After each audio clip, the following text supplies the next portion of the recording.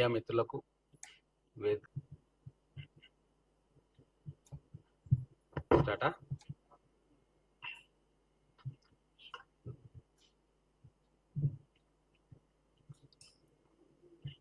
ప్రజలు ఓట్లేసి బీఆర్ఎస్ పార్టీని రాజకీయంగా పొందబెట్టినా తెలంగాణకు కల్వకుంట్ల కుటుంబం శని వదలట్లే. ఎన్ని రకాలుగా ఈ దరిద్రం మనకు పట్టుకున్నదంటే చాలా స్పష్టంగా మేడిగడ్డ కుంగిపోయిన తర్వాత ఎన్డీఎస్ఏ అధికారులు వచ్చి మేడిగడ్డలో స్టోరేజ్ చేయకూడదు, ఒకవేళ స్టోరేజ్ చేస్తే వరద వచ్చినప్పుడు కొట్టుకుపోయే ప్రమాదం ఉంది అని చెప్పి లిఖితపూర్వకంగా రాష్ట్ర ప్రభుత్వానికి పత్రికాముఖంగా చెప్పిన తర్వాత వారి సూచనలు అనుసరించి రాష్ట్ర ప్రభుత్వం గేట్లన్నీ ఎత్తేసింది. ఇప్పుడు వరద వచ్చింది, కిందికి పోతా ఉంది.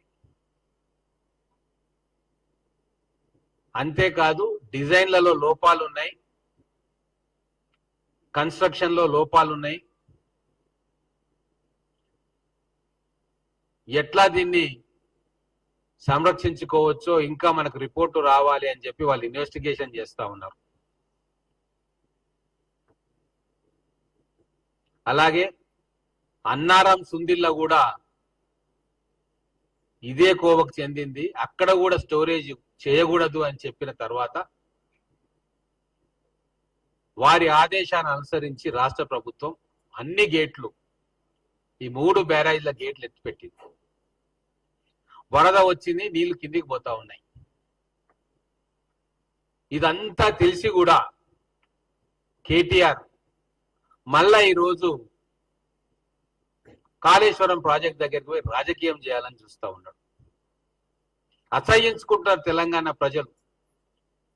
ఈరోజు ఒక పనికిరాని ప్రాజెక్టు కట్టి 1,00,000 కోట్ల రూపాయలు గోదావరి నీళ్ళల్లో వేసి మొత్తం తెలంగాణకు గుదిబండగా మారింది. తెలంగాణ భవిష్యత్ తరాలు అప్పుల్లో మునిగేటట్టుగా చేసింది కాళేశ్వరం ప్రాజెక్టు కేసీఆర్ రీడిజైన్ వల్ల. ఇంత నగ్నంగా వాళ్ళ దుశ్చర్యలు బయటపడుతున్నా తమ ఉనికి కోసం మళ్ళా రాజకీయం చేసే ప్రయత్నం కేటీఆర్ చేస్తా ఉన్నాడు. అయ్యా కేటీఆర్ గారు, మీరు ఏం చదువుకున్నారు? మీరేమన్నా ఇంజనీరా? కనీస అవగాహన డ్యాంల మీద మీకున్నదా? కేంద్ర సంస్థ దేశంలో డ్యామ్ సేఫ్టీ గురించి ఎన్నో సంవత్సరాలుగా కృషి చేస్తూ రీసెర్చ్ చేస్తూ సలహాలు ఇస్తున్న ఒక నేషనల్ ఏజెన్సీ చెప్పిన తర్వాత కూడా నీ మిడిమిడి జ్ఞానంతో ఎందుకు ప్రజల్లో అపోహ సృష్టించే ప్రయత్నం చేస్తా ఉన్నావు? నువ్వు ఎట్లాగూ తెలివి లేదు, కొన్ని చూసుకొని నేర్చుకో, తెలుసుకో. ఎందుకు ఎన్డీఎస్ఏ ఇక్కడ వాటర్ నింపొద్దు అన్నది అంటే దానికి చాలా కారణాలు ఉన్నాయి. గతంలో జరిగిన అనుభవాలు, ఈ మధ్యనే ప్రపంచవ్యాప్తంగా కూలిన డ్యాములు, అవన్నీ చూసే ఎన్డీఎస్ఏ జాగ్రత్త పడమని చెప్పింది. 1975లో ప్రపంచంలో అతిపెద్ద డ్యామ్ బర్స్ట్ చైనాలో హెనాన్ ప్రావిన్స్ లో జరిగింది. 13,000 స్క్వేర్ కిలోమీటర్లు ఫ్లడ్డింగ్ అయ్యి దాదాపు 2 లక్షల మంది ప్రజల ప్రాణాలు కోల్పోయింది. ఆ రోజు ఊళ్ళకు ఊరు వేలాది గ్రామాలు నేలమట్టం అయిపోయినాయి. ఈ మధ్యనే 2023 సంవత్సరంలో డేర్నా డ్యామ్ అని లిబియాలో కొలాప్స్ అయింది. 13,000 మంది చనిపోయినారు. రష్యాలో పేపర్లో చూసుంటారు మీరంతా, కాకోవ్లా డ్యామ్ అని చెప్పి అది కూడా కూలిపోయింది. దానివల్ల కూడా ఎంతో ప్రాణ నష్టం, ఆస్తి నష్టం జరిగింది. అంటే మీరు తెలంగాణలో ఒక జల ప్రళయం వచ్చి లక్షల మంది ప్రజలు చనిపోవాలి, వేల గ్రామాలు పట్టణ కొట్టుకుపోవాలని చెప్పి అనుకుంటున్నారా? తెలంగాణ ప్రజలు మీకు అధికారాన్ని ఇస్తే అనంతమైన సంపద మీరు కూడబెట్టుకొని ఈరోజు తెలంగాణ ప్రజలు చచ్చిపోవాలని కోరుకుంటున్నావా కేటీఆర్? ఇంత అజ్ఞానంతో మీరు రాజకీయాలు చేయాల్సిన అవసరం ఏముంది? పోయి ఏం చెప్తాడు కేటీఆర్? అక్కడ పోయి నీళ్లు కిందికి పోతా ఉన్నాయి కాబట్టి అన్నారంలో ఎత్తిపోయొచ్చు కదా అంటాడు. స్వామి, అన్నారం కూడా కుంగిపోయింది, బుంగలు పడ్డాయి, అది కూడా కొట్టుకుపోతుంది, అక్కడ స్టోరేజ్ చేయొద్దు అని చెప్పి ఎన్డీఎస్ఏ చెప్పింది. ఓపెన్ గా చెప్పింది, డాక్యుమెంట్ల ద్వారా పబ్లిక్ నాలెడ్జ్ లో పెట్టింది. మరి అన్నారం నుంచి సుందిల్లో ఎత్తుపోయాలి. సుందిల్లో కూడా ఇదే టెక్నాలజీ తోటి ఈ కాంట్రాక్టర్లే కట్టిండ్రు, అక్కడ కూడా బొంగలు ఏర్పడ్డాయి, ఆ డ్యామ్ కూడా సేఫ్ కాదు అని చెప్పి ఎన్డీఎస్ఏ చెప్పింది. ఏమంటాడినా మిడిమిడి జ్ఞానం ఉన్న మన కేటీఆర్, ఎల్లంపల్లి నింపేది ఉండే అంటారు. గోదావరి వరద స్టార్ట్ అయినప్పుడు ఎల్లంపల్లి ఎట్లాగో నిండుతుంది. 20 టీఎంసీల కెపాసిటీ ఉంటే ఎల్లంపల్లికి 14 టీఎంసీ నిండిపోయింది ఆల్రెడీ. ఈ రోజు నాకు తెలిసి 15-16 టీఎంసీలకు వచ్చేసి ఉంటది. అంటే మీరు తెలివితోక పని చేసిండ్రు ఆ 2 సంవత్సరం, పోయిన సంవత్సరం, అంతకంటే ముందు సంవత్సరం వర్షాకాలంలో మేడిగడ్డ నుంచి నింపి అన్నారం సుందిల నుంచి ఎల్లంపల్లికి లిఫ్ట్ చేసిండ్రు మీరు 161 టీఎంసీలు. మళ్ళీ వరద వస్తే గేట్లన్నీ తీసేసి మళ్ళీ కిందికి వదిలేసిండ్రు. మళ్ళా అదే పని చేయాలనా? ఇంకో 2-3 రోజులు పోతే ఎల్లంపల్లి బ్యారేజ్ నిండిపోతుంది. ఎందుకు ఈ దరిద్రపు రాజకీయాలు చేస్తా ఉన్నారు మాకు అర్థం కావట్లేదు. అంటే వాళ్ళు నమ్మిండ్రు రేవంత్ రెడ్డి గారు, కాంగ్రెస్ ప్రభుత్వము రుణమాఫీ చేయదు అని. కానీ మేము రుణమాఫీ చేసినాం. బ్రహ్మాండంగా ప్రజల్లో ఆదరణ పెరుగుతా ఉంది. ఇచ్చిన మాట కట్టుబడి కాంగ్రెస్ ప్రభుత్వం, గౌరవ రేవంత్ రెడ్డి గారి ఆధ్వర్యంలో గ్యారంటీలను అమలు చేస్తా ఉన్నాం. ఒక అద్భుతమైన బడ్జెట్ ను ఈరోజు అసెంబ్లీలో ప్రవేశపెట్టుకున్నాం. మొట్టమొదటిసారిగా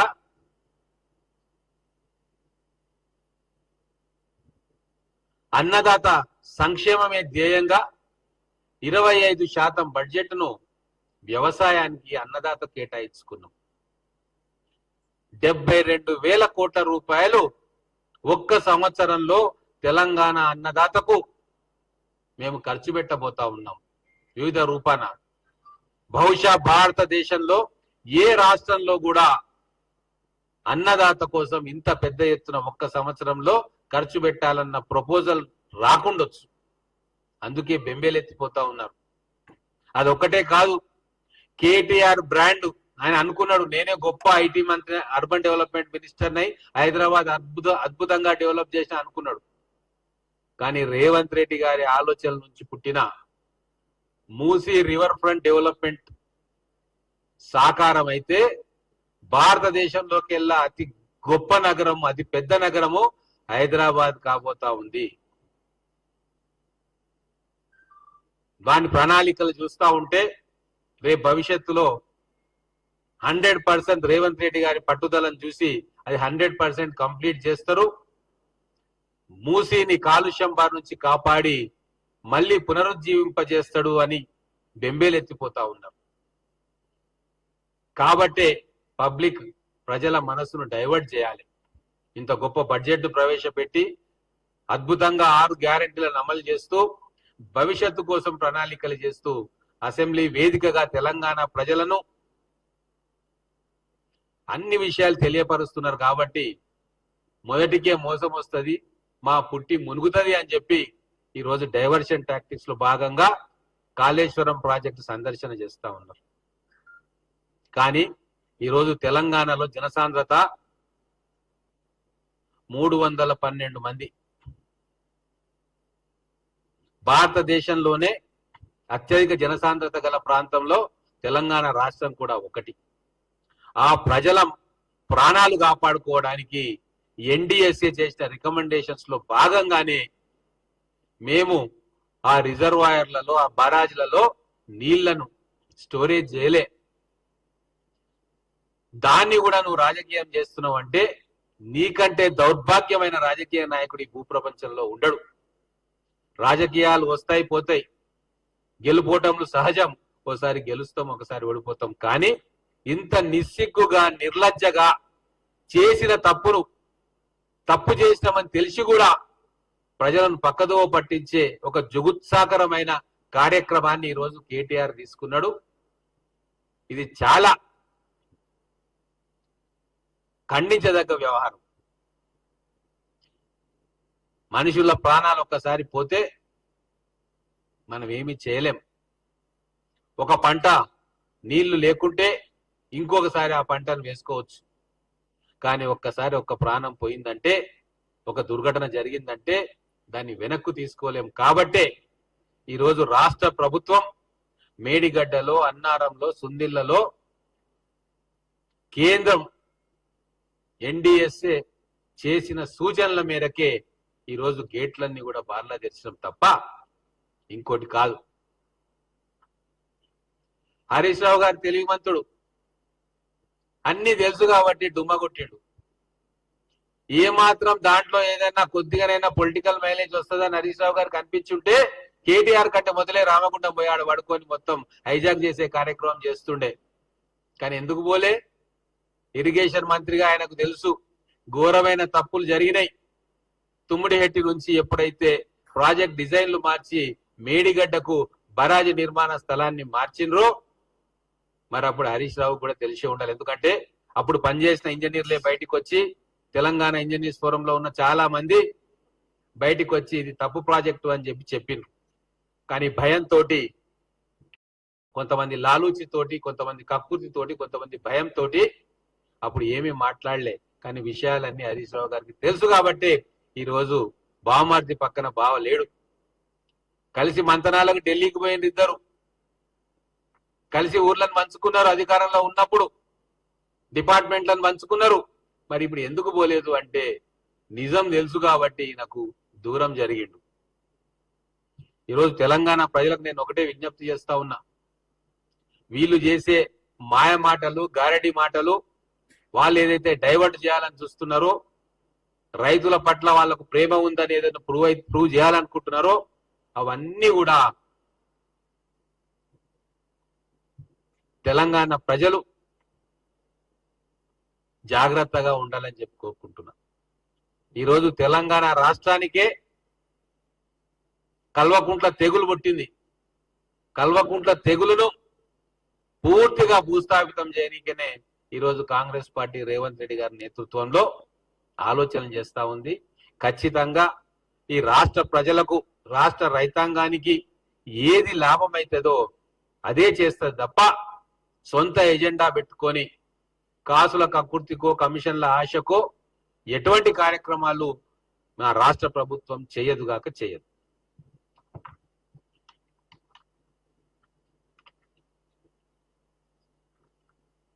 దీంతో ఇంకొక విషయం చాలా స్పష్టంగా అర్థమైంది ఏంటంటే, గోదావరికి వరదొచ్చినా సరే కాళేశ్వరం ప్రాజెక్టు తోటి వీళ్ళు పెట్టిన 1,00,000 కోట్లతోటి ఎలాంటి ఉపయోగం కూడా తెలంగాణ ప్రజలకు లేదు. కన్నెపల్లి పంప్ హౌస్ సంగతి ఏమైందో అందరికీ తెలుసు. కొట్టుకొని పోయింది ఆ పంప్ హౌస్ మొత్తం. ఈరోజు కేటీఆర్ కు అనుమతిస్తున్నాం కదా కాళేశ్వరం ప్రాజెక్టాన్ని సందర్శించనీకే. మరి వరద వచ్చి లోపభూయిష్టమైన డిజైన్లతోటి నిర్మాణం చేయబడ్డ కన్నెపల్లి పంప్ హౌస్ దగ్గరికి ఆ రోజు వరద వచ్చినప్పుడు ఎవరినైనా పంపించిండ్రా? జర్నలిస్టు మిత్రులను గాని, రాజకీయ నాయకులను గాని 100 కిలోమీటర్ల అవతల్ని అరెస్టు చేసిన సందర్భం ఇంకా గుర్తుంది. మీరు ఒక నియంతృత్వ పోకడతోటి మీరు చేసిన తప్పులను కప్పిపుచ్చుకునే ప్రయత్నం చేసిండ్రు. కానీ విధి చాలా గొప్పది. ఈరోజు ప్రజలు మిమ్మల్ని రాజకీయంగా బొందబెట్టిన తర్వాత మీరు చేసిన అకృత్యాలు, అక్రమాలు ఒక్కొక్కటి వెలుగులోకి వస్తా ఉన్నాయి.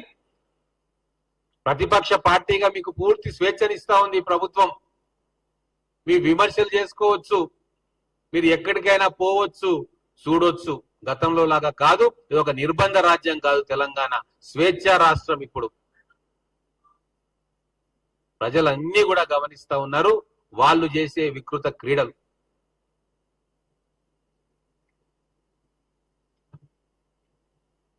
Thank you.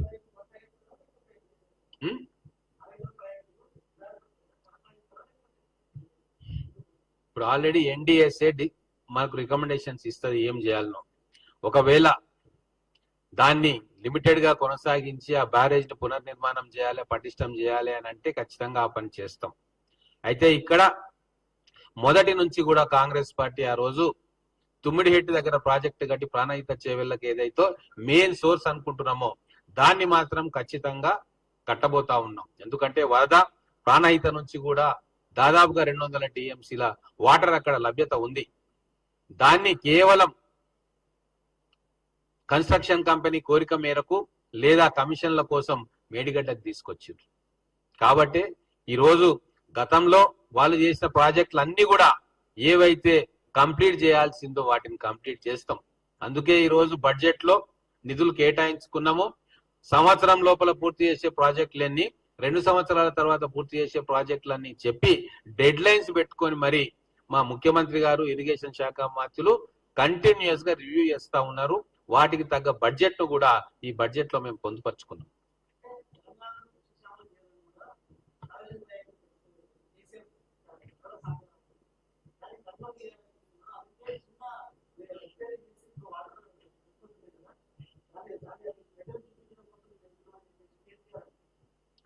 ఇప్పుడు అది రాష్ట్ర ప్రభుత్వం తీసుకున్న నిర్ణయం కాదు, కేంద్ర ప్రభుత్వంలోని ఒక ప్రతిష్టాత్మకమైన అనుభవం ఉన్న సంస్థ నేషనల్ డ్యామ్ సేఫ్టీ అథారిటీ. ఇప్పుడు నీకు రోగం వస్తే ఏం చికిత్స చేయాలని చెప్పి నువ్వే డిసైడ్ చేసుకుంటావా? డాక్టర్ దగ్గరికి పోయి డాక్టర్ ఏం మందులు ఇస్తే ఏం చేయాలో చెప్తే చేస్తావా? గా మాత్రం సోయి కూడా ఈ రోజు బీఆర్ఎస్ నాయకులకు లేదు. అంటే నేనే కట్టినా కాబట్టి నేనే రిపేర్ చేసుకుంటా, నేనే వాడుకుంటా అని కేసీఆర్ అంటున్నాడు. కానీ అది నీ ఇంటి సమస్య కాదు, నీ పొలంలో కట్టుకోలే, గోదావరి నది మీద కట్టుకుంటున్నావు. ఈ దేశంలో గంగా నది తర్వాత ఎక్కువ వరద వచ్చేది గోదావరి నదికే. ఏ మాత్రం పొరపాటు జరిగినా లక్షల మంది ప్రాణాలు బలిపీఠం మీద ఉన్నాయి. కాబట్టే కేంద్ర ప్రభుత్వ సంస్థ చాలా జాగ్రత్తగా ఆచితూచి నిర్ణయాలు తీసుకోమని మాకు సూచనలు ఇస్తా ఉంది.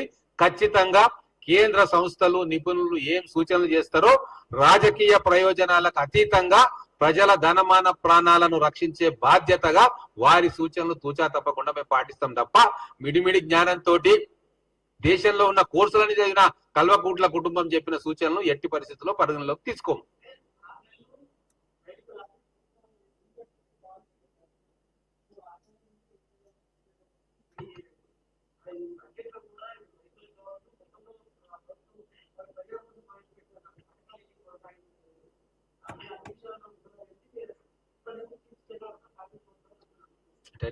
సబ్జెక్ట్ డైవర్ట్ అవుతుంది బ్రదర్, ఇది మేడిగడ్డ మీద పెడతా ఉన్నా.